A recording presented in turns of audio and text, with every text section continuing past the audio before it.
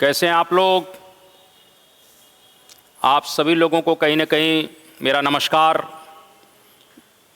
मेरा विश्वास होगा कि आप सब लोग पूरी तरह से कहीं ना कहीं अपने परिश्रम में लगे होंगे, क्योंकि मेरा मानना है कि दुनिया में सफलता तभी मिलती है जब परिश्रम भी उसी लेवल का होता है, क्योंकि संसार में परिश्रम का कोई विकल्प नहीं है। और इसीलिए मैं पहले दिन ही बोला था कि कहीं ना कहीं मैं कुछ यात्रियों को लेकर कुल मिला के आप लोगों के बीच में आऊँगा। और हिंदुस्तान में जब उन यात्रियों की बात करते हैं तो स्वाभाविक रूप से कहीं ना कहीं मैंने कहा था कि एंशिएंट पीरियड में भारत इतना वैभवशाली है, समृद्धशाली है कि उस भारत को देखने के लिए दुनिया के लोग आ रहे हैं। मैंने आपको पिछले वीडियो में बताया था कि कुल मिला के यूनानी लोग भी आए, चाइनीज लोग भी आए, अरबी लोग भी आए। इस बार कुछ मैं विदेशी यात्रियों को और लेकर आया हूं, और यदि वो साउथ ईस्ट एशिया जा रहे हैं, चाइना जा रहे हैं, तो भी उनकी इच्छा है कि हमें भारत के साथ मिलना चाहिए, हमें भारत को देखना चाहिए। आज इसी क्रम में कुल मिला के जो सबसे पहला मेरा यात्री है, जिसका नाम है मार्को पोलो। यदि इस मार्को पोलो की बात अगर मैं करना चाहता हूं, बड़ी इंपॉर्टेंट बात है कि मार्को पोलो जो है कुल मिला के बहुत ही एक इंपॉर्टेंट कहीं ना कहीं व्यक्तित्व है। अगर इसकी बात मैं करूं तो इस मार्को पोलो कुल मिला के कहीं ना कहीं 1292 से लेकर 93 के बीच में आ रहा है। इसकी जो डिस्क्रिप्शन है, इसका विवरण है, उसको लिखा जाता है the book of sir Marco Polo. और मार्को पोलो कहीं ना कहीं वेनिस इटली का रहने वाला है, और इटली का जब यह रहने वाला है तो थोड़ी सी इस बात को हमारे लिए जानना बहुत जरूरी है कि अगर थोड़ा हम लोग इस विषय को लेकर समझें तो निश्चित रूप से अगर यहां हम कुल मिला के भारत के विषय में करते हैं तो ये मान के चलिए पश्चिम से आ रहा है, तो कुल मिला के एक पहला प्रश्न ही मार्को पोलो के विषय में बन जाएगा कि मार्को पोलो वह कुल मिला के यात्री है जो पश्चिम से कुल मिला के चाइना की तरफ जा रहा है, और वो रेशम मार्ग से जा रहा है। किस मार्ग से? रेशम मार्ग से। पहला क्वेश्चन तो यही बन गया, क्योंकि इटली से कुल मिला के आपको मालूम होना चाहिए कि भारत में जब एंशिएंट पीरियड था तो उस समय आपको मालूम होना चाहिए, विशेष रूप से कुषाणों का शासनकाल जब हिंदुस्तान में था, कनिष्क का शासनकाल हिंदुस्तान में था, उस समय चीन से सबसे ज्यादा यह सेंट्रल एशिया, मध्य एशिया होते हुए पश्चिम के देशों को तरफ सिल्क सबसे ज्यादा जाता था, यानी रेशम इस मार्ग से सबसे ज्यादा जाता था। इसीलिए इस मार्ग का नाम रेशम मार्ग पड़ जाता है। और इस समय आपको बताना चाहता हूं कि यह जो यात्री जो पश्चिम से आ रहा है वो कुल मिला के रेशम मार्ग से चीन की तरफ जा रहा है। तो प्रश्न यही आएगा कि रेशम मार्ग से कौन सा यात्री पश्चिम का आया, यानी यूरोप का आया, इटली का आया, तो उसका नाम क्या है? Marco Polo. दूसरी बात, जब ये चीन गया और चीन जाने के पश्चात फिर समुद्री मार्ग से कुल मिला के वो फारस की खाड़ी होते हुए जाता है, क्योंकि उस समय मैंने बताया था कि आपका सबसे ज्यादा जो ट्रेड हो रहा है पश्चिम के देशों के साथ वो फारस की खाड़ी से हो रहा है, बे ऑफ फारस। दूसरा जो ट्रेड है वो रेड सी होते हुए जा रहे हैं आप, और रेड सी जाते हैं और उसके बाद कुल मिला के मेडिटेरियन में मिल रहे हैं, भूमध्य सागर में मिल रहे हैं। लेकिन जब ये फारस की खाड़ी इस तरह से ये चाइना में रहता है, और मिलने के पश्चात कुल मिला के मैंने टाइम दिया 1292-93 ईस्वी, 1292-93 ईस्वी में अंततः कुल मिला के जब ये दक्षिण होते हुए कुल मिला के फारस की खाड़ी में जा रहा है तो उसको लगा कि यार जरा दक्षिण भारत में भी घूमना चाहिए, और इसीलिए 1292-93 के बीच में मार्को पोलो साउथ इंडिया में भी आता है। और दक्षिण भारत में इस समय जो सुदूर दक्षिण है, जो सबसे नीचे वाला दक्षिण भारत है, वहां पर कुल मिला के कहीं ना कहीं निश्चित रूप से पांड्य वंश का शासन है।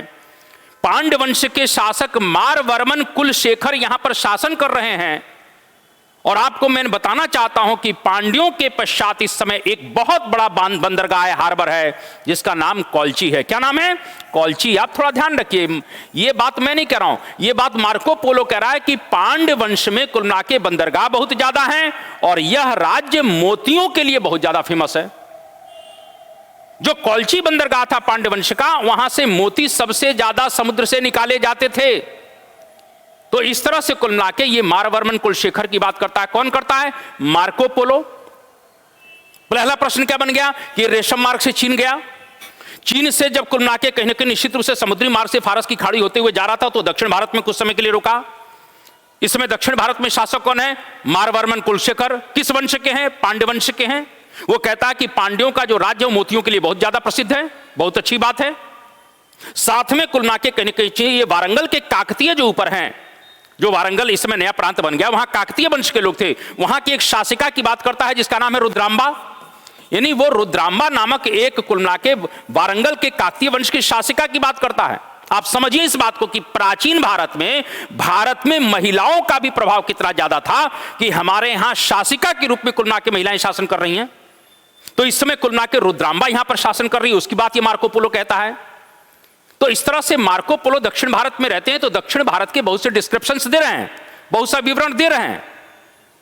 और वो एक बात के लिए बड़ा दुखी है या भारत से कुल मिला के नाराज भी है। वो कहता है कि भारत के लोग सबसे ज्यादा जो अपना पैसा जो है वेस्ट कर रहे हैं वो घोड़े पर कर रहे हैं। यानी वो बताता है कि आप बाहर से बहुत ज्यादा घोड़े आयात कर रहे हो, यानी भारत का ज्यादातर पैसा घोड़े पर आयात हो रहा है। यानी आप बाहर से घोड़ा मंगा रहे हो और बहुत ज्यादा पैसा भेज रहे हो। यह बात कौन कह रहा है? यह बात मार्को पोलो कह रहा है। तो इस तरह से मार्को पोलो भारत आते हैं, यहां के विषय में बहुत कुछ बताने का प्रयास करते हैं। और मार्को पोलो को मध्यकालीन यात्रियों का राजकुमार तक कह दिया गया। जिस प्रकार से वेन्सांग को तीर्थ यात्रियों का राजकुमार कहा गया है, उसी प्रकार से मार्को पोलो को कहीं ना कहीं मध्यकालीन यात्रियों का राजकुमार कहा गया। तो इस तरह से कुल मिला के मार्को पोलो पर यह चीज हम लोगों को मालूम होना चाहिए कि वो व्यक्ति जा जरूर रहा है चीन, लेकिन वो भारत के विषय में भी बहुत कुछ जानना चाहता है और वो भारत के विषय में बता रहा है। तो इस तरह से मार्को पोलो के विषय में हम लोगों ने जानकारी प्राप्त की। अब थोड़ा सा दूसरा जो यात्री आता है इसके विषय में बात कर लिया जाए। इसका नाम है इब्न बतूता। अब इब्न बतूता कहां के रहने वाले हैं? मोरक्को के। मोरक्को कहां है? अरे भाई साहब, मोरक्को कुल मिला के कहीं कि अफ्रीका का सबसे उत्तरी देश है। और स्पेन का कहीं ना कहीं निश्चित, स्पेन जो है कुल मिला के यूरोप का सबसे दक्षिण है। यानी दक्षिण में, सबसे दक्षिण में आप मैप देखिएगा तो स्पेन है और सबसे उत्तर में मोरक्को है। दोनों के बीच में एक जलसंधि है जिसको जिब्राल्टर के नाम से जाना जाता है। मैं इस पर चर्चा करूंगा। तो कुल मिला के मोरक्को का रहने वाला है कौन? अब इब्न बतूता की बात कर लिया है कि इब्न बतूता भाई साहब, तो इब्न बतूता की बात अगर करते हैं तो इब्न बतूता किस समय आ रहा है? जरा देखिए 1333 में। और इसका नाम मैंने लिखा है शेख फतेह अबू अब्दुल्लाह। यह हिंदुस्तान में 1333 में आ रहा है। 1333 में जब आ रहा है तो उस समय मोहम्मद बिन तुगलक कुल मिला के हिंदुस्तान का सुल्तान है। नहीं, दिल्ली की गद्दी पर कौन बैठा है? मोहम्मद बिन तुगलक, जिसको आप एमबीटी के नाम से जानते हो। और मोहम्मद बिन तुगलक के समय में जब यह हिंदुस्तान में आता है तो बहुत सी जानकारियां मोहम्मद बिन तुगलक के विषय में दे रहा है। यहां तक कि वो गयासुद्दीन तुगलक के विषय में भी जानकारी दे रहा है, जो मोहम्मद बिन तुगलक से पहले सुल्तान बन चुका है। वो गयासुद्दीन तुगलक के विषय में बताता है कि इसकी डाक व्यवस्था कैसी थी, इसकी गुप्तचर व्यवस्था कैसी थी, इसके मृत्यु के रहस्य के विषय में बताता है। मोहम्मद बिन तुगलक की प्रशासनिक योजनाओं की बात करता है, क्योंकि आप जानते हैं कि मोहम्मद बिन तुगलक की विभिन्न योजनाएं थी, चाहे वो कुल मिला के राजधानी परिवर्तन हो, चाहे सांकेतिक मुद्रा की बात हो, चाहे दुआब में कर वृद्धि की बात हो, चाहे कराची अभियान हो, चाहे खुरासान अभियान हो। इब्न बतूता ने उसकी इन प्रशासनिक योजनाओं के विषय में भी बहुत चर्चा किया है। तो इस तरह से इब्न बतूता जब आए हिंदुस्तान में तो निश्चित रूप से बहुत से डिस्क्रिप्शंस अपने दे रहे हैं। वो कुल मिला के रजिया के विषय में चर्चा करता है। रजिया सुल्तान मध्यकालीन भारत में पहली बार जो महिला सुल्तान की उपाधि धारण कर रही है उसको रजिया सुल्तान कहते हैं। तो रजिया और याकूत आपने पढ़ा होगा या नहीं पढ़ा होगा तो मैं आपको पढ़ाऊंगा। रजिया और याकूत के प्रेम संबंधों की भी चर्चा कर रहा है इब्न बतूता। और इब्न बतूता की पुस्तक का नाम क्या है? मैंने अभी कहा रेहला। इसकी पुस्तक का नाम जो है वो रेहला है। और रेहला से क्या जानकारी मिल रही है? रेहला किस भाषा में है? अरबी भाषा में। पहले तो ये ध्यान रखिएगा, रेहला किस में लिखी गई है? अरबी में। रेहला से किसके विषय में जानकारी मिल रही है? एमबीटी के विषय में, मोहम्मद बिन तुगलक के विषय में, साथ में वो गयासुद्दीन तुगलक के विषय में भी जानकारी दे रहा है। तो इस प्रकार से इब्न बतूता यहां पर रहे और मोहम्मद बिन तुगलक उससे इतना ज्यादा प्रभावित होता है कि बाद में उसे काजी के पद पर नियुक्त कर देता है, दिल्ली का काजी बना देता है। दिल्ली का काजी बनने का मतलब है दिल्ली का कुल मिला के एक न्यायाधीश, क्योंकि उसमें काजी न्याय का काम किया करते थे। तो काजी के पद पर दिल्ली का नियुक्त कर देता है। लेकिन बाद में इब्न बतूता थोड़ा सा बदमाशी करने लगा होगा, भ्रष्टाचारी कर दिया होगा या कुल मिला के कुछ गड़बड़ करप्शन किया होगा, तो जिसके कारण से अंततः एमबीटी नाराज होते हैं, उठाकर उसको जेल में पटक देते हैं कि चलो जेल में। क्योंकि मोहम्मद बिन तुगलक तो विरोधी तत्वों का मिश्रण है, आपको मालूम होना चाहिए। अगर खुश हो गया तो साला जो है कुल मिला के कहीं कोई कुबेर बन जाता था, और नाराज हो जाए तो यमराज बन जाता था, जैसा कुछ के विषय में कहा जाता था। मैं एमबीटी के विषय में जरूर पढ़ाऊंगा। उठा के जेल में पटक दिया। बताइए किसी को काजी बनाए हुए हो कि आप जस्टिस हैं, न्यायाधीश हैं, कुल मिला के जज हैं और न्याय करिए, और कुल मिला के जरा सा करप्शन पाया उठा के जेल में, चलो अंदर। लेकिन बाद में कुल के एमबीटी ने उसको छोड़ा, और छोड़ने के पश्चात उसे कहा एक काम कर यार, तू कुल के राजदूत बनकर मेरा चला जा। बड़ा इंपॉर्टेंट बात है। इसको इब्न बतूता तो कहता है कि तू राजदूत बनकर कहां चले जा, चीन में, तू मेरा राजदूत बन जा और चल चीन जा। लेकिन ये चीन जब राजदूत बनकर जा रहा होता है, बीच रास्ते में ही कहीं ना कहीं निश्चित रूप से इसकी नाव खराब हो गई, घबरा गया और अंततः वापस चला आया। तो इस प्रकार से इब्न बतूता कुल के कहीं ना कहीं दिल्ली के काजी रहे। मोहम्मद बिन तुगलक का कुल के उनको कहीं ना कहीं निश्चित रूप से संरक्षण मिला हुआ है। रेहला लिख रहे हैं, मोहम्मद बिन तुगलक, गयासुद्दीन तुगलक इनके विषय में बहुत जानकारी देते हैं। और एक प्रश्न बड़ा जो है सेपरेट इस इब्न बतूता के विषय में आता है कि सल्तनत काल में डाक व्यवस्था की सबसे सर्वश्रेष्ठ जानकारी किसने दी है। डाक व्यवस्था, पोस्ट सिस्टम, तो डाक व्यवस्था की सबसे सर्वश्रेष्ठ जानकारी अगर कोई दे रहा है तो इब्न बतूता दे रहा है। क्लियर।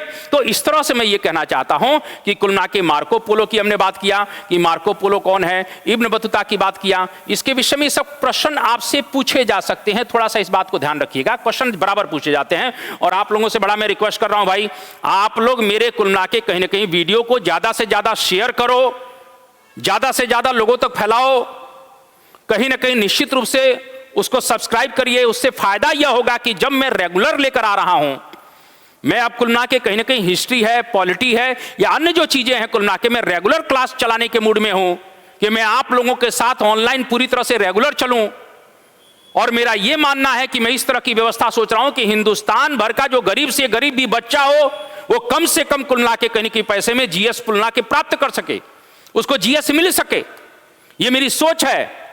इसीलिए आप लोग थोड़ा सा कुल के इसको ज्यादा से ज्यादा शेयर करें, कि कहीं ना कहीं निश्चित रूप से ज्यादा शेयर करेंगे तो थोड़ा सा बहुत अच्छा रहेगा कि उन लोगों तक भी कुल के कहीं ना कहीं ये चीजें पहुंच जाएं जो लोग कुल के बहुत इंटीरियर क्षेत्र में हैं, पिछड़े क्षेत्रों में हैं, और जो बेचारे किसी कारण से कुल के शहरों की तरफ नहीं आ पा रहे हैं, नहीं पढ़ पा रहे हैं, उनको भी मेरे को लाभ, उनको भी लाभ मिलना चाहिए। मैं हिस्ट्री पॉलिटी शुरू करूंगा, बाद में कुल के और भी चीजें मुझे बेहतर करने की योजनाएं बन रही हैं। लेकिन आप लोगों से बड़ा रिक्वेस्ट है कि आप लोग जो भी शहर में हो या गाँव में हो, अगर आपके पास को लगता है कि यहां तक शेयर किया जा सकता है तो उसको शेयर करिए। ये मेरा कहने का मतलब है। थोड़ा सा कुल के मैंने अभी कहा, अब थोड़ा सा हम लोग बात करते हैं निकोलो कॉन्टी। अब ये निकोलो कॉन्टी की अगर बात करते हैं, बड़ी इंपॉर्टेंट बात है। निकोलो कॉन्टी साहब कौन है, आपको मैं थोड़ा बताना चाहता हूं कि विजयनगर साम्राज्य में अलग से पढ़ाऊंगा। 1336 में जब मोहम्मद बिन तुगलक दिल्ली का सुल्तान था, मोहम्मद बिन तुगलक दिल्ली का सुल्तान था, उस समय पूरा दक्षिण भारत उसके हाथ से निकल गया। क्यों निकला, कैसे निकला, वो बात की बात है। लेकिन 1336 में यहीं पर हरिहर और बुक्का ने विजयनगर साम्राज्य की स्थापना की। कहां पर, दक्षिण भारत में, तुंगभद्रा नदी के तट पर, कर्नाटक में। और कर्नाटक में कुल के कहीं कहीं विजयनगर साम्राज्य की स्थापना कर रहे हैं। किसने की, हरिहर और बुक्का ने। तो विजयनगर साम्राज्य इतना वैभवशाली है, समृद्धशाली है कि दुनिया के बड़े बड़े यात्री इस विजयनगर की यात्रा करने के लिए आ रहे हैं, इस विजयनगर को देखने के लिए आ रहे हैं। और उसी में पश्चिम का जो पहला यात्री है जिसका नाम निकोलो कॉन्टी है, ये निकोलो कॉन्टी विजयनगर आने वाला पहला विदेशी यात्री है। अब निकोलो कॉन्टी साहब जब विजयनगर आए तो किसके समय में आए, प्रश्न बनेगा, कौन सा सम्राट है। तो निकोलो कॉन्टी के समय देवराय प्रथम है जो संगम वंश का है। तो निकोलो कॉन्टी किसके समय में आया, देवराय प्रथम के समय में आया। निकोलो कॉन्टी ने यहां पर देवराय प्रथम के समय का जो है कुल के, चाहे वो सामाजिक स्थिति यहां की हो, जो धार्मिक स्थिति हो, उसकी बड़ी सुंदर चर्चा करता है। इसी प्रकार से निकोलो कॉन्टी यहां पर यह कह रहा है कि कुल के कहीं कहीं विजयनगर बड़ा ही समृद्धशाली है, बड़ा ही वैभवशाली नगर है। चलिए साहब, ये भी तेरी बात को मान लिया। और यहां पर क्या चर्चा करना चाहता है, वो ये कहता है कि जो ये नगर है ये कम से कम 90 मील की परिधि में है, यानी 90 किलोमीटर की परिधि में है। यानी ये सेंटर मान लिया जाए तो चारों तरफ इसकी लंबाई चौड़ाई कितनी है, 90 किलोमीटर। यानी 90 किलोमीटर की परिधि में कहता है कि इसका कुल के पूरा सर्किल 90 किलोमीटर है। 90 किलोमीटर लंबा चौड़ा ये शहर है। कौन कह रहा है, निकोलो कॉन्टी कह रहा है। दूसरी बात क्या कह रहा है कि इसके चारों तरफ बाउंड्री वॉल है, यानी नगर का घेरा लगाया गया है, और वो इतना ऊंचा घेरा है कि लग रहा है कि दीवारें पहाड़ों को छू जाएंगी। आपको मालूम होना चाहिए कि प्राचीन काल में और मध्य काल में नगरों का बाउंड्री वॉल इसलिए किया जाता था कि उस समय आक्रमण की संभावनाएं हमेशा बनी रहती थी। इसीलिए वो कहता है कि कुल के नगर जो है 90 किलोमीटर लंबा चौड़ा है, और साथ में ये चारों तरफ कुल के कहीं ना कहीं दीवारों से, बाउंड्री वॉल से घिरा हुआ है। ये एक और चीज कुल मिला के कहता है कि यहां के विषय में थोड़ा और हम बात करना चाहते हैं निकोलो कोंटी के विषय में। तो निकोलो कोंटी यहां के कुछ त्योहारों की बात कर रहा है, यहां नवरात्र का त्योहार मनाया जा रहा है उसकी बात कर रहा है, यहां दीपावली के त्योहार की बात कर रहा है, क्योंकि विजयनगर कैसा स्टेट है? हिंदू स्टेट है। दक्षिण भारत में एक शक्तिशाली हिंदू राज्य की स्थापना जो है हरिहर बुक्का कर रहे हैं और बहुत लंबे समय तक चला। तो यहां पर नवरात्र का त्योहार मनाया जा रहा है, यहां दीपावली का त्योहार मनाया जा रहा है, और इस पर क्या चर्चा बन सकती है, यह थोड़ा सा हमारे लिए जानना जरूरी है कि कहीं ना कहीं और जो चर्चाएं जो बन सकती है निकोलो कोंटी के विषय में अगर हम बात करें तो कहीं ना कहीं निकोलो कोंटी यहां पर दास प्रथा की बात करता है कि विजयनगर में दास प्रथा है, और उस दास प्रथा को कहता है बेसबग। प्रश्न आता है कि दास प्रथा को क्या कहता है? बेसबग, क्योंकि विजयनगर में दास प्रथा है, उसको वेसबक कहा जाता था। तो इस प्रकार से कुल मिला के मेरा कहना मतलब कि निकोलो कोंटी किसके समय में आए? संगम वंश के शासक देवराय प्रथम के समय में आते हैं, और वो कुल मिला के यहाँ के राज्य के विषय में कहते हैं कि नगर बड़ा वैभवशाली है, समृद्धशाली है, यहाँ आर्थिक समृद्धि बहुत ज्यादा है। यहाँ के त्योहारों के विषय में बात करता है कि यहाँ दीपावली का त्योहार मनता है, यहाँ नवरात्र का त्योहार मिलता है, यहाँ के राजा के प्रशासनिक स्थिति के बारे में बात करता है, यहाँ के दरबार के विषय में बात करता है, और साथ में कहता है कि 90 किलोमीटर कुल मिला के परिधि में ये बसा हुआ शहर है जिसके चारों तरफ बाउंड्री वॉल है। इस प्रकार से यहां कुल मिला के कहने की दास प्रथा जिसको वेसबक कहते थे, मैंने अभी बताया। इस तरह से कुल मिला के निकोलो कोंटी पहला यूरोपीय यात्री है जो इटालियन है। जो कौन है? इटालियन है, और विजयनगर की यात्रा करता है। इसके बाद अगर थोड़ा हम लोग और आगे बात करते हैं तो निकोलो कोंटी के बाद अगर और बात करें तो और कौन कौन है, तो कहीं ना कहीं निश्चित रूप से अब्दुल रज्जाक, बहुत इंपॉर्टेंट। ये अब्दुल रज्जाक कौन है भाई? 1443-44 में आए। ये अब्दुल रज्जाक कौन है? अरे अब्दुल रज्जाक भाई साहब कुल मिला के ईरान के शासक शाहरुख का, खुरासान के शासक शाहरुख का राजदूत है। यह राजदूत है अब्दुल रज्जाक। और अब्दुल रज्जाक जब यहां पर भारत में आया, विजयनगर आता है, तो अब्दुल रज्जाक के समय कुल मिला के संगम वंश का सबसे ताकतवर सम्राट देवराय द्वितीय इस समय शासन कर रहा है। और जब कुल मिला के अब्दुल रज्जाक आए तो देवराय द्वितीय जब शासन कर रहा है तो उसने क्या कहा अब्दुल रज्जाक ने कि संसार में ऐसा अद्भुत शहर मैंने नहीं देखा, संसार में ऐसा वैभवशाली समृद्धशाली अद्भुत शहर मैंने विजयनगर जैसा नहीं देखा है, इन आंखों ने नहीं देखा, और ना ही मैंने ऐसे विशाल समृद्धशाली शहर के विषय में कहीं सुना है। आप समझिए कि आपका भारत कितना शक्तिशाली था, कितना समृद्धशाली था, इकोनॉमिकल प्रॉस्पेरिटी यार, कि दुनिया के लोग आते हैं तो कहते हैं कि ऐसा शहर ना तो इन आंखों ने देखा है और ना इन कानों ने कहीं सुना है कि ऐसा धरती पर कोई शहर है। मैं यह कहना चाहता हूं, इस प्रकार से कुल मिला के अब्दुल रज्जाक ने विजयनगर के विषय में बहुत कुछ लिखने का प्रयास किया। और सबसे बड़ी बात है कि कुल मिला के मैंने क्या कहा, यह कुल मिला के ईरान का जो शासक है शाहरुख, उसका दूत बनकर आया, उसका राजदूत बनकर आया देवराय द्वितीय के समय में। कालीकट के शासक जमोरिन के दरबार में भी गया, फिर विजयनगर घूमने की उत्सुकता हुई तो विजयनगर आया और विजयनगर के विषय में सब कुछ उसने बताने का प्रयास किया। वो यहां कहता है कि विजयनगर इतना जबरदस्त नगर है कि यहां 300 बंदरगाह हैं, कहता है 300 हार्बर, और हर हार्बर वो कहता है कि कालीकट जैसा समृद्धशाली है। क्योंकि आपको मालूम होना चाहिए कि कालीकट कहां पर था? केरल के तट पर। इसी कालीकट के तट पर सबसे पहले कौन आया? एक पुर्तगाली आया। कौन आया? क्या नाम है? Vasco D gamma. कब आया? 1498 में। कितने दिन की यात्रा के बाद आया? 90 दिन की यात्रा के बाद। कहां पहुंचा? कालीकट। किसने स्वागत किया? जमोरिन ने। क्यों आया? व्यापार के लिए। इस प्रकार से मैं यह कहना चाहता हूं कि कहीं ना कहीं निश्चित रूप से वो कहता है, कौन? अब्दुल रज्जाक कहता है कि विजयनगर में 300 बंदरगाह हैं और सब कालीकट जैसे ही समृद्धशाली, बड़े हैं, विशाल हैं। इस प्रकार से मैं यह कहना चाहता हूं कि अब्दुल रज्जाक का विवरण भी बहुत ही इंपॉर्टेंट है विजयनगर के विषय में जानने के लिए। यह सबसे इंपॉर्टेंट बात है। अब थोड़ा और आगे अगर बात करते हैं तो अब्दुल रज्जाक के बाद अगर थोड़ा बात करें तो एक और बहुत व्यक्ति इंपॉर्टेंट है और उसका नाम है डुआर्ट बारबोसा। क्या नाम है? Duarte Barbosa. अब ये डुआर्ट बारबोसा क्या है? ये भी पुर्तगाली है। ये कौन है? पुर्तगाली है। थोड़ा ध्यान रखिएगा। जैसे ये मार्को पोलो कौन है? इटालियन है। निकोलो कोंटी इब्न बतूता कौन है? मोरक्को का, अफ्रीका का है। निकोलो कोंटी कौन है? ये भी कुल मिला के कौन है? निकोलो कोंटी कहां से आया है? अरे इटालियन है, इटली का है, वेनिस का है। इसके बाद अब्दुल रज्जाक फारस, इसके बाद डुआर्ट बारबोसा पुर्तगाली, और ये पुर्तगाली अधिकारी है। ये पुर्तगाली अधिकारी है क्योंकि आप देखिए ना टाइम 1508 से 1516, इसका मतलब यह है, मैंने क्या कहना चाहता हूं कि 1498 में कुल मिलाकर कहीं निश्चित रूप से वास्को डी गामा आया। 1500 में कौन आया? पेड्रो अल्वारेज कैब्राल आया। 1502 में फिर कौन आया? वास्को डी गामा आया। 1503 में फिर क्या हुआ? यहां कुल मिलाकर फ्रांसिस्को अल्मीडा गवर्नर बन गए। तो पुर्तगालियों का धीरे धीरे कुल मिलाकर यहां पर स्थिति मजबूत हो रही है ना। उन्होंने यहां कोचिन में एक सेंटर बना लिया, तो अब धीरे धीरे कुल मिलाकर यहां पर अधिकारी भी आने लगे। तो डुआर्ड बारबोसा एक तरह से पुर्तगालियों में एक ऑफिसर है। और वो अल्बुकर्क, देखिए टाइम कैसा, 1508 से 16, यानी 1510 का जो समय किसका है? पुर्तगालियों में सबसे ताकतवर जो कुल मिलाकर गवर्नर हुआ, जिसका नाम अल्बुकर्क है। मैं आगे पढ़ाऊंगा। और ये अल्बुकर्क का दुभाषिया है बारबोसा, इंटरप्रेटर। आपने देखा होगा कि दो देशों के राष्ट्राध्यक्ष जब मिलते हैं तो बीच में एक व्यक्ति बैठा रहता है, वो कहता है तो उधर ट्रांसफर करता है, वो कहता है तो इधर ट्रांसफर करता है। इसको कहते हैं दुभाषीय या इंटरप्रेटर। यानी बारबोसा किसका इंटरप्रेटर था? अल्बुकर्क का था। क्वेश्चन कहीं बन जाए तो ध्यान रख लेना कि अल्बुकर्क का दुभाषिया कौन है? डुआर्ड बारबोसा। और यह समय किसका है?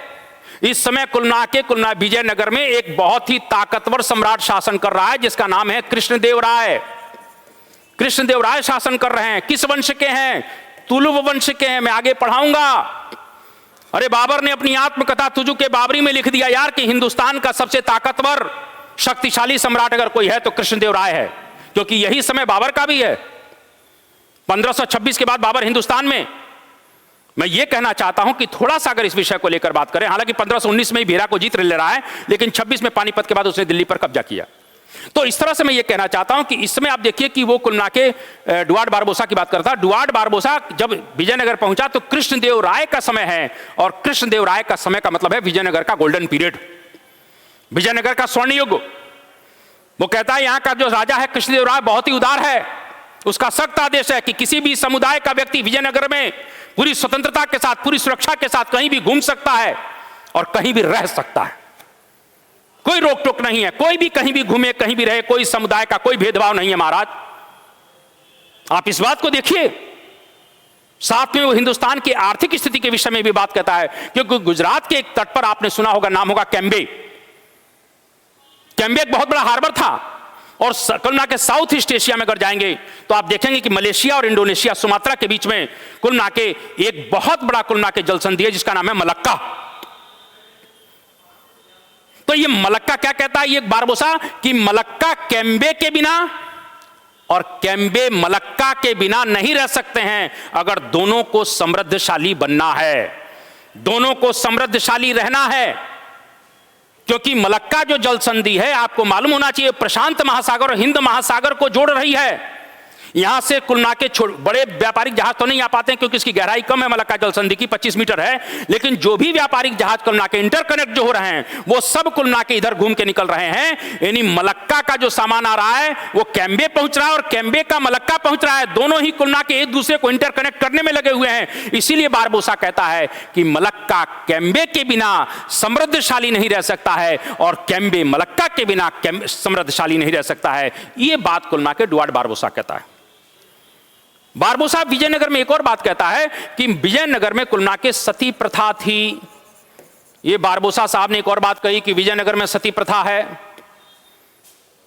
विजयनगर में दास प्रथा है, विजयनगर में नवरात्र का प्रमुख त्योहार है। ये सब बारबोसा ने अपने विवरण में कहा है और कृष्णदेवराय की उदारता की बड़ी प्रशंसा करता है।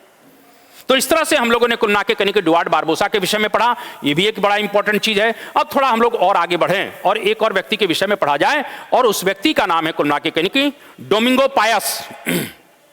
अब ये डोमिंगो पायस के विषय में अगर हम पढ़ें, जो कुल मिला के नीचे दिया हुआ है, आपने देखा है डोमिंगो पायस। अब ये डोमिंगो पायस की अगर हम बात करते हैं तो डोमिंगो पायस कुल मिला के एक ट्रेवलर है, एक यात्री है जो विजयनगर पहुंचा। जो विजयनगर पहुंचा, कौन पहुंचा? ये डोमिंगो पायस। और डोमिंगो पायस मान के चलिए कि यहीं पर अगर मैं समझ लूं ये विजयनगर है, तो डोमिंगो साहब विजयनगर पहुंचे। इस समय भी कौन विजयनगर में है? कृष्णदेवराय साहब हैं। यानी कि भारत का सबसे शक्तिशाली सम्राट इस समय विजयनगर में मौजूद है। जब कौन पहुंचा? Domingo Paes. ये डोमिंगो पायस जब पहुंचा है तो कुल मिला के कहीं न कहीं कौन है? इस प्रकार से आपको बताना चाहता हूं, विजयनगर में कृष्णदेवराय हैं। कृष्णदेवराय, और वो कृष्णदेवराय की बड़ी प्रशंसा कहता है कि यार ये शासक जो है बहुत ही विद्वान है। अरे भाई बिल्कुल विद्वान है यार, जिसने आमुक्त माल्यद लिख दिया, प्रशासन की किताब है। जाम्बती कल्याणम लिख दिया तो कुल मिला के आमुक्त माल्यद लिख रहा है, जाम्बती कल्याणम लिख रहा है, उषा परिणय लिख रहा है, मंदिरों को बनवा रहा है, तो ये विद्वान शासक तो होगा ही। तो कृष्णदेव राय को डोमिंगो पायस कहता है कि बहुत ही विद्वान है और सर्वगुण संपन्न है, सर्वगुण संपन्न। अरे अल्बुकर्क ने लोहा माना महाराज कृष्णदेव राय का। अल्बुकर्क ने कहा कि भाई अगर अपने को स्थापित होना है तो थोड़ा सा पुर्तगालियों से मिलाकर चलना पड़ेगा, तो उसने तत्काल कुल मिला के अपने फादर, एक राजदूत है फादर लुई को कृष्णदेव राय के दरबार में भेजा। मैं इस पर चर्चा करूंगा, आपको चिंता मत करिए। और अंततः कुल मिला के कहना चाहता हूं कि डोमिंगो पायस क्या कहता है कि सर्वगुण संपन्न विद्वान शासक है, तो ठीक है, लेकिन विजयनगर के बारे में क्या कह रहा है? वो कह रहा है विजयनगर के बारे में कहता है कि आकार में, विशालता में यह रोम के समान विशाल है, वैभवशाली है, समृद्धशाली है। यहां असंख्य लोग निवास करते हैं, जिनकी संख्या के बारे में मैं लिख नहीं रहा हूं, क्योंकि अगर लिखूंगा तो लोग इसको अतिशयोक्ति समझेंगे, लोग इस पर विश्वास नहीं करेंगे। कौन कह रहा है? डोमिंगो पायस कहता है आकार में ये रोम के समान वैभवशाली, समृद्ध, विशाल है, यह नगर वैभवशाली है, समृद्धशाली है, और यहां असंख्य लोग निवास करते हैं, जिनकी संख्या की बात मैं इसलिए नहीं कर रहा हूं क्योंकि लोग उस पर विश्वास नहीं करेंगे। और सबसे बड़ी बात सुन लो, विजयनगर के बाजारों में ये घुमा, कौन घुमा? Domingo Paes.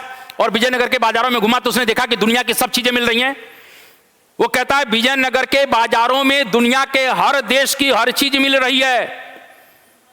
यहां के मार्केट की बात करता है कि बड़ा ही मार्केट समृद्धशाली है महाराज, यहां सब चीजें मिलती हैं। इस प्रकार से मैं कहना चाहता हूं कि डोमिंगो पायस जैसा व्यक्ति भी आया और उसने विजयनगर की भूरी भूरी प्रशंसा की है, यह सबसे बड़ी बात है। तो इस प्रकार से मैं यह कहना चाहता हूं कि डोमिंगो पायस ने यहां पर बहुत बड़ी बात कह दिया। अब थोड़ा सा और कुछ और लोगों को लेकर मैं बात करना चाहता हूं। डोमिंगो पायस अब ये सब आएगा कि डोमिंगो पायस कुल मिला के किसके समय में आया? तो विजयनगर आया। किसके समय में आया? कृष्णदेव राय के समय में आया। डुआर्ट बारबोसा किसके समय में आया? तो विजयनगर आया। किसके समय में आया? कृष्णदेव राय के समय में आया। दोनों कौन से यात्री हैं? तो डोमिंगो पायस और डुआर्ट बारबोसा दोनों पुर्तगाली हैं। मैंने अभी कहा दोनों कौन हैं? पुर्तगाली हैं। प्रश्न बनेगा, ये एक अधिकारी के रूप में कर रहा है, ये एक यात्री के रूप में है। इसने सती प्रथा के विषय में बात किया है, किसने? डुआर्ट बारबोसा ने। तो इस तरह की चीजें आपसे पूछी जा सकती हैं। उसके बाद अगर थोड़ा सा हम लोग बात करें तो एक और है फर्नाओ नूनिज। इस कुलना के फर्नाओ नूनिज, इसका नाम नूनिज है, फर्नाओ नूनिज, इस तरह से आप समझ लीजिए। और ये फर्नाओ नूनिज किसके समय में आया? कृष्णदेव राय के बाद एक व्यक्ति गद्दी पर बैठेगा, इसका नाम है अच्युत देव राय। अच्युत देव राय कृष्णदेव राय के बाद तुलु वंश का शासक है। अच्युत देव राय के समय में नूनिज आता है। यह घोड़ों का व्यापारी है, पुर्तगाली है, और यह भी कुल मिला के घोड़ों का व्यापारी है। यहां पर यह लंबे समय तक नूनिज रहा है। कहां पर? विजयनगर में रहा है। यह घोड़ों का व्यापारी है और यहां के विषय में रहते हुए यहां की सामाजिक स्थिति, आर्थिक स्थिति के विषय में यह भी चर्चा करता है। और साथ में यह कहता है कि यहां पर, जैसे अभी मैंने कहा ना कि किसने, बारबोसा ने कहा कि सती प्रथा है, यह भी कहता है कि विजयनगर में सती प्रथा है। कौन कह रहा है? नूनिज कह रहा है। किसके समय में आया? कृष्णदेव राय, अच्युत देव राय के समय में आया। सती प्रथा की चर्चा करता है। यहां की आर्थिक समृद्धि के विषय में अच्युत देव राय साफ बताने का प्रयास कर रहे हैं। इस तरह से कुल मिला के मैं ये कहना चाहता हूं कि कहीं ना कहीं जितने भी बाहरी यात्री आ रहे हैं वो विजयनगर को लेकर कुल मिला के निश्चित रूप से संवेदनशील हैं और विजयनगर के विषय में बहुत कुछ लिखने का प्रयास कर रहे हैं। ये सबसे इंपॉर्टेंट बात है। अब घोड़ों का व्यापार यानी कि घोड़ा कुल मिला के यहां पर भेजता होगा, घोड़ा देता होगा, क्योंकि विजयनगर में सबसे ज्यादा घोड़े आते हैं, आयात किए जाते थे। तो ये प्रश्न बन सकता है। इसके बाद थोड़ा सा और आपको बताना चाहता हूं। तो एक और व्यक्ति है सेविल। जरा सेविल को पहले देख लिया जाए। सेविल, अब ये सेविल कौन है? बड़ी इंपॉर्टेंट बात है। ये सेविल ने एक पुस्तक लिखी है, ए फॉरगटन एम्पायर। ए फॉरगटन एम्पायर का मतलब है एक विस्मृत साम्राज्य। एक कुल मिला के विस्मृत मतलब खो गया, क्योंकि मैं आगे पढ़ाऊंगा। कुल मिला के कहीं ना कहीं दक्षिण भारत की अगर स्थिति को पढ़ें तो दक्षिण भारत में अगर देखते हैं तो नीचे जो है विजयनगर है इसी दक्षिण भारत में, और ऊपर कुल मिला के बहमनी साम्राज्य है। और दोनों के बीच में दुश्मनी चला करती थी। यानी विजयनगर और बहमनी के बीच में दुश्मनी का सबसे बड़ा कारण क्या है? यह रायचूर दोआब है, जो कृष्णा और तुंगभद्रा नदियों के बीच में पड़ता था। तो दोनों के बीच में टेंशन बहुत ज्यादा रहता था। और अंततः कुल मिला के बाद में बहमनी साम्राज्य टूट गया, 5 भागों में टूट जाता है। बीजापुर के आदिल शाही, गोलकुंडा के कुतुब शाही, अहमदनगर के निजाम शाही, बीदर के बरीद शाही, बरार के इमाद शाही, और ये 5 संघों में कुल मिला के टूटने के पश्चात इन 5 संघ लोगों ने, 5 राज्यों ने संघ बनाया और सोचा कि विजयनगर पर हमला किया जाए। इस समय विजयनगर का शासक कौन है? सदाशिव राय, लेकिन वास्तविक सत्ता उसके मंत्री रामराय के पास है। बाद में इन 5 ने संघ बनाया, लेकिन बरार इस संघ से हट जाता है और 4 राज्यों का संघ बना, और इन चारों ने इस प्रकार से हमला किया है। इस युद्ध को 1565 में कुल मिला के यह युद्ध हुआ, जिसको तालीकोटा के युद्ध के नाम से जाना जाता है। इस तालीकोटा के युद्ध को राक्षस तंगड़ी का युद्ध भी कहते हैं, बन्नी हट्टी का युद्ध भी कहते हैं। यानी इन 4 राज्यों के संघ ने जब यहां विजयनगर पर हमला किया तो युद्ध का नाम है तालीकोटा, जो 25 जनवरी 1565 को हो रहा है। और इस युद्ध का प्रत्यक्षदर्शी जो है उसका नाम सेवेल है। यानी सेवेल ने इस युद्ध को अपनी आंखों से देखा था, और इसी युद्ध के पश्चात जब विजयनगर ध्वस्त हो गया, एक हिंदू राष्ट्र जो दक्षिण भारत में था वो खत्म हो गया, तो अंततः उसी पर उसने एक पुस्तक लिखी है, ए फॉरगटन एम्पायर। क्लियर? इसी के बाद कुल मिला के सीजर फ्रेडरिक आता है, इसी के बाद आया। यानी प्रश्न आता है कि विजयनगर के ध्वस्त होने के बाद या तालीकोटा के युद्ध के बाद, तत्काल बाद किसने यात्रा की? तो सीजर फ्रेडरिक साहब आते हैं, और सीजर फ्रेडरिक कहीं न कहीं निश्चित रूप से इस विजयनगर के पतन की कहानी लिख रहा है। यानी विजयनगर का पतन हो चुका है, क्योंकि तालीकोटा के युद्ध के पश्चात अंततः विजयनगर धीरे धीरे पतन के गर्त में चला जाता है। अरविंदु वंश की स्थापना हुई, मैं आगे पढ़ाऊंगा। लेकिन कुल मिला के तो प्रश्न आएगा कि कुल मिला के कहीं न कहीं तालीकोटा का युद्ध का प्रत्यक्षदर्शी तो सेवेल, तालीकोटा के युद्ध का प्रत्यक्षदर्शी कौन है? सेवेल है। कुल मिला के कहीं न कहीं इसके युद्ध के पश्चात कौन आया? तो सीजर फ्रेडरिक आया। ये सब चीजें आपसे पूछी जा सकती हैं। एक और प्रश्न बड़ा इंपॉर्टेंट पूछा जाएगा, थोड़ा ध्यान रखिएगा, और कहीं ना कहीं निश्चित रूप से एक चीनी यात्री की मैं बात करना चाहता हूं, जिसका नाम है माहुयान। ये माहुयान कौन है इसमें दिया नहीं है, थोड़ा सा मैं अपनी तरफ से बताना चाहता हूं। एक कुल मिला के शासक होगा मल्लिकार्जुन,